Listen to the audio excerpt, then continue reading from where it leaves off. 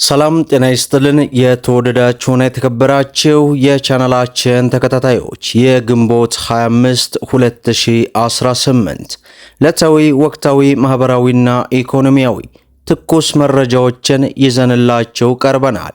በቅድሚያም ዋና ዋናዎቹን በማስቀደም እንጀምራለን። በቅርቡ የኢትዮጵያ ብሔራዊ ባንክ ያወጣው አዲስ መመሪያ በተለይ በባንኮች ላይ እጅግ ከባድ የተባለ ሰልፍ እንደነበር ይታወሳል። ታዲያ ይህንን መሰረት በማድረግ የባንክ ሂሳብን ከፋይዳ ዲጂታል ማያያዝ ጋር ተያይዞ ሰልፉ ሙሉ በሙሉ ስለመቅረቱ ተሰምቷል። ምንድነው? በዝርዝር ይዘነዋል።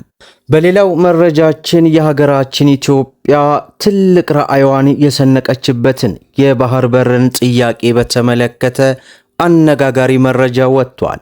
በዚህም የባህር በር ጥያቄን በተመለከተ እውነት ሊያቋርጠው የሚያስችል ይሆናል የሚሉትን ሙሉ ዝርዝርና ዕለታዊ የምንዛሬ ዋጋ በዛሬው ዕለት ከምን ደርሷል የሚሉትን አካተን ወደ እናንተ ይዘንላችሁ መጥተናል። ላችሁን ቪዲዮ ላይክ፣ ቻናሉን ሰብስክራይብ እያደረጋችሁ እስከ መጨረሻው ተከታተሉ። በቅርቡ ብሔራዊ ባንክ ያወጣው አዲስ መመሪያን መሰረት በማድረግ የባንክ ሂሳብን ከፋይዳ ዲጂታል መታወቂያ ጋር የማስተሳሰር ስራ በብዙዎች ዘንድ ከባድ የሆነን እንግልት እየፈጠረ ይገኛል። በዚህም ፋይዳ መታወቂያን ከባንክ ሂሳብ ጋር ለማስተሳሰር የነበረው ሰልፍና መጉላላት በተገልጋዮች ዘንድ ከባድ ቅሬታ እያስነሳ እንደነበረም ተገልጿል። ከፋይዳ መታወቂያ ጋር በተገናኘ ባንኮች ላይ የነበሩ ሰልፎችን በማስቀረትና የሚቀርቡ ጥያቄዎችን በፍጥነት ምላሽ በመስጠት በአሁኑ ወቅት የባንክ ሂሳብን ከፋይዳ ጋር የማስተሳሰር ሂደት መሻሻል የታየበት መሆኑ ተገልጿል። የባንክ ሂሳብን ከፋይዳ መታወቂያ ጋር የማስተሳሰር ስራ በታህሳስ ወር 2018 መጀመሩን ያስታወሱት የብሔራዊ መታወቂያ ፕሮግራም የባለድርሻ አካላትና የኮሚኒኬሽን ዳይሬክተር ናቸው። ባንኮች ከሚሰሩት ስራ በተጨማሪ በኦንላይን ሊንክ ወይንም ማስፈንጠሪያዎችን በመጠቀም ሲሰራበት መቆየቱንም ተናግረዋል።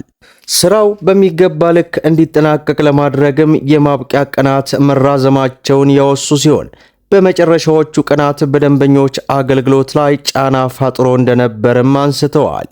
ይሁን እንጂ ችግሮችን በቶሎ በመፍታት አሁን ላይ በተለያዩ ባንኮች ውስጥ ከፋይዳ ማስተሳሰር ጋር የተገናኙ ሰልፎች ሙሉ በሙሉ እየቀሩና ምንም አይነት ሰልፍ እንደማይታይ የሚቀርቡ ጥያቄዎችን በፍጥነት ምላሽ እንዲያገኙ እየተሰራም እንደሚገኝ ገልጸዋል።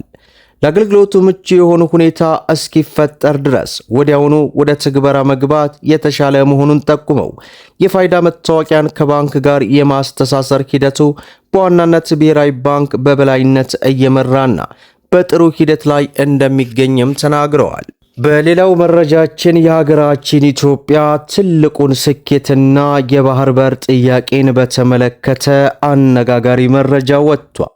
ኢትዮጵያ የባህር በር ጥያቄ ለማግኘት የምታደርገውን ጥረት ግብጽ ለማደናቀፍ እየሞከረች ነው ስትል በይፋ ከሰሰች። የውጭ ጉዳይ ሚኒስትር ቃል አቀባይ አምባሳደር ነቢያት ጌታቸው የግብጽን አካሄድ ተቀባይነት የሌለው ነው ሲሉ በዚህ ሰዓት ባወጡት መግለጫ ላይ አስነብበዋል። ግብጽ በቅርቡ ከኤርትራ ከሶማሊያና ከሱዳን ጋር ወታደራዊና ኢኮኖሚያዊ ስምምነቶችን በማድረግ ኢትዮጵያን የመከበብ ስትራቴጂ እየተከተለች እንደሆነም ተነግሯል። የግብጽ የውጭ ጉዳይ ሚኒስትር የቀይ ባህር ጉዳይ የሚመለከተው የባህር ጠለፋ ያላቸው ሀገራት ብቻ ናቸው ማለታቸው ኢትዮጵያን በዲፕሎማሲ የማግለል ሙከራ ተደርጎም ተወስዷል። በዚህም አለመግባባቱ ከህዳሴው ግድብ ውጥረት ጋር የተያያዘ ቢሆንም ኢትዮጵያ ከሶማሊላንድ ጋር የጀመረችውን ጨምሮ የባህር በር ባለቤት የመሆን ፍላጎቷ በሰላማዊ መንገድ እንደምትቀጥል ያሳወቀች ቢሆንም ግብጽ ወደ ባህር በር እንዳንደርስ እያገደች እንደሆነ በዚህ ሰዓት የወጣው መረጃ አስነብቦናል። በሌላው መረጃችን ዕለታዊ ምንዛሬ ዋጋ በዛሬው ዕለት በጥቁር ገበያ ከምን ደርሷል? አንድ የአሜሪካ ዶላር 184 ብር ከ10 ሳንቲም ሲመነዘር 100 የአሜሪካ ዶላር 18410 የኢትዮጵያ ብር እየተመነዘረ እንደሚገኝ ዌብሳይቱ አስነብበዋል። ዩናይትድ አረብ ኤምሬት የዱባይ ድርሃምን ስንመለከት 50 ብር ከ70 ሳንቲም ሲመነዘር 100 የዱባይ ድርሃም 5000 ከ70 ሳንቲም እየተመነዘረ ይገኛል ማለት ነው። ሌላው የሳውዲ ሪያል ነው።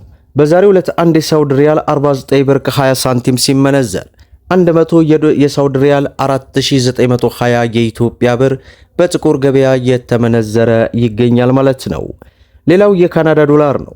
በዛሬው ዕለት አንድ የካናዳ ዶላር 131 ብር ከ30 ሳንቲም ሲመነዘር 100 የካናዳ ዶላር 13130 የኢትዮጵያ ብር እየተመነዘረ ይገኛል ማለት ነው። ሌላው ዩሮ ነው። በዛሬው ዕለት 1 ዩሮ 214 ብር ከ70 ሳንቲም ሲመነዘር 100 ዩሮ 21470 የኢትዮጵያ ብር ሲመነዘር ይውላል ማለት ነው። ሌላው በምንዛሬ ደረጃ የዓለማችን ቁጥር 1 የሆነችው የኩዌት ዲናር ናት። በዛሬው ዕለት አንድ የኩዌት ዲናር 605 ብር ከ12 ሳንቲም ሲመነዘር 100 የኩዌት ዲናር 60512 የኢትዮጵያ ብር ሲመነዘር ይውላል ማለት ነው። ሌላው ፓውንድ ስተርሊ ነው። በዛሬው ዕለት 1 ፓውንድ ስተርሊ 258 ብር ከ88 ሳንቲም ሲመነዘር 100 ፓውንድ ስተርሊ 25888 የኢትዮጵያ ብር እየተመነዘረ ይገኛል ማለት ነው። ሌላው በምንዛሬ ደረጃ የዓለማችን ቁጥር 2 የሆነችው የባህሬን ዲናር ናት። በዛሬው ዕለት አንድ የባህሬን ዲናር 502 ብር ከ60 ሳንቲም ሲመነዘር 100 የባህሬን ዲናር 50260 የኢትዮጵያ ብር ሲመነዘር ይውላል ማለት ነው። ሌላው የጆርዳን ዲናር ነው። በዛሬው ዕለት አንድ የጆርዳን ዲናር 261 ብር ከ70 ሳንቲም ሲመነዘር 100 የጆርዳን ዲናር 26170 የኢትዮጵያ ብር ሲመነዘር ይውላል ማለት ነው። ሌላው በምንዛሬ ደረጃ የዓለማችን ቁጥር 3 የሆነችው የኦማር ሪያል ናት። በዛሬው ዕለት አንድ የኦማር ሪያልን ስንመለከት 492 ብር ከ10 ሳንቲም ሲመነዘር 100 የኦማር ሪያል 49290 የኢትዮጵያ ብር ሲመነዘር ይውላል ማለት ነው። ሌላው የአውስትራሊያ ዶላር ነው። በዛሬው ዕለት አንድ የአውስትራሊያ ዶላር 133 ብር ከ05 ሳንቲም ሲመነዘር 100 የአውስትራሊያ ዶላር 13305 የኢትዮጵያ ብር ሲመነዘር ይውላል ማለት ነው። ሌላው የስዊስ ፍራንክ ነው።